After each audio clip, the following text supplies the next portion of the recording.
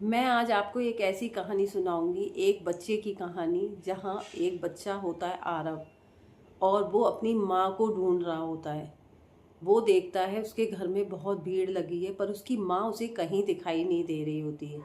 जब वो भीड़ हटाकर आगे जाता है तब वो देखता है वाइट कपड़े में उसकी माँ ज़मीन पर लेटी हुई है।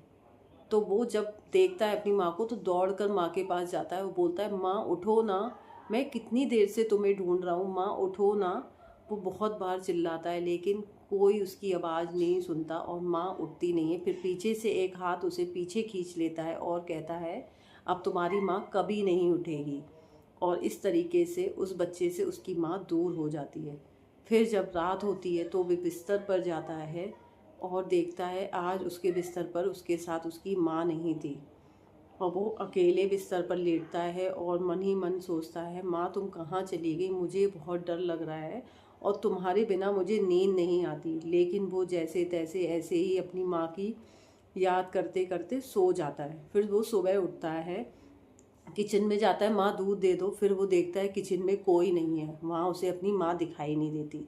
फिर वो वहाँ से भी चला जाता है।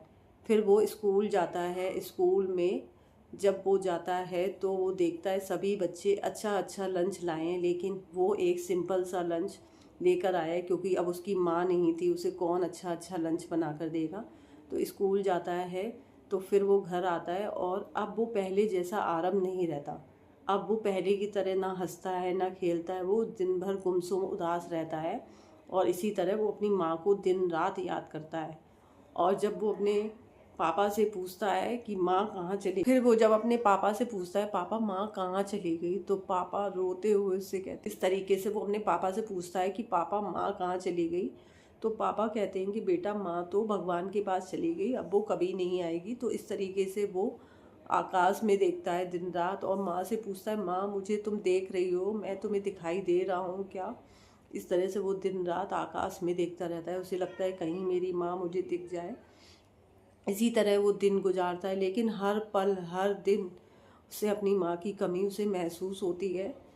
और अब वो जीना तो सीख चुका है, पर अब वो पहले जैसा आराम नहीं। एक दिन जब वो रात में सो रहा होता है तो बहुत तेज बिजली कड़कती है। तो बाहर वो बहुत तेज डर जाता है क्योंकि उसे अंधेरे से बहुत डर लगता है और लाइट चली जाती है। तो वो दौड़ कर बाहर आता है, माँ माँ वो चिल्लाता है, लेकिन उसकी माँ कहीं नहीं होती।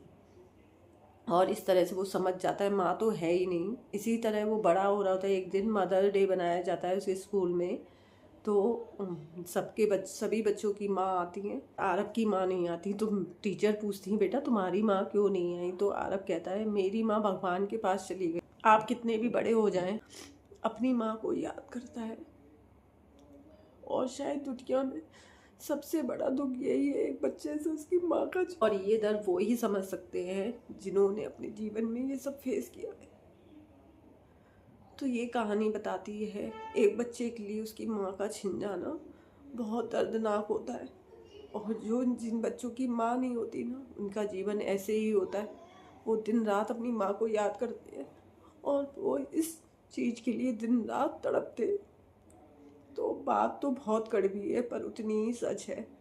ये स्टोरी हमें सिखाती है माँ का जो दर्जा है ना, जो माँ होती है बच्चों की, उससे बढ़ के शायद उनके लिए कुछ नहीं होता। और एक माँ के चले जाने के बाद बच्चों के लिए बहुत मुश्किल होता है अपने आप को संभाल पाना, क्योंकि माँ जैसा प्यार तो कोई नहीं दे सकता। जो माँ कर सकती है वो कोई नहीं कर सकता।